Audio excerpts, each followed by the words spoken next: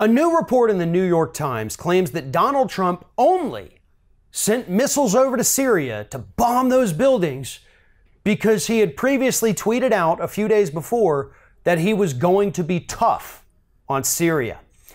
Here's the way military officials, including Defense Secretary Jim Mattis, this is what they said happened in the week leading up to those missile strikes in Syria. Russia came out and said, United States, if you shoot missiles over here, we're going to shoot them down. And then Donald Trump got on his big, bold tweet saying they're going to be bigger, stronger, smarter missiles, and you're not going to be able to shoot them down. So Fox and Friends decides to run a segment saying Russia should not be saying that. We're tougher than them. We're better than them. To which Donald Trump then live tweeted that same segment, talking tough about Syria, saying we're going to shoot missiles, we're going to bomb them, we're going to do whatever we can.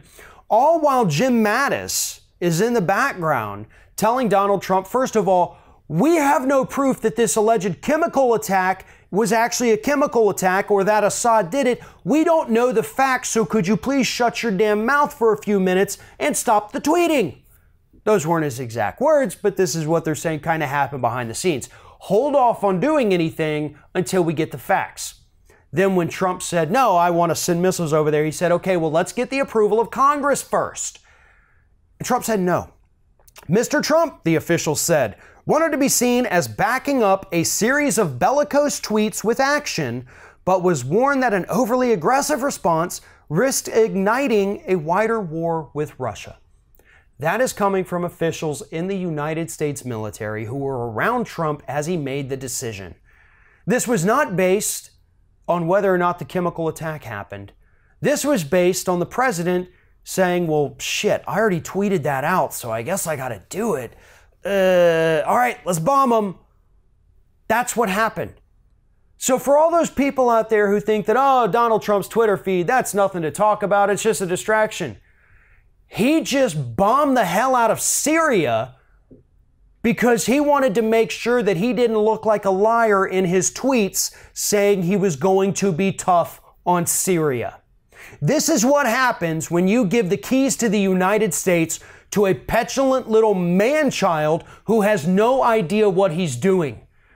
And to their credit, people like Jim Mattis, who said we have no evidence that these attacks were real or that they took place or that this was carried out by Assad or that it was a chemical attack, and we have to get the approval of Congress. So yeah, to his credit, Mattis tried to do it the right way and wait for evidence, but Trump couldn't do that because he was watching Fox and Friends and getting mad and tweeting. That is what our United States foreign policy is based on today. And by that measure alone, Donald Trump needs to be removed from office immediately under the 25th Amendment as being unfit to serve as the President of the United States. Thanks for watching. And if you like what you see here on Ring of Fire, we encourage you to subscribe to our channel. You can see the little subscribe button down there, but if you're watching it on another device where you can't see it, go to youtube.com/TheRingOfFire, hit subscribe, be notified every time we get a new video.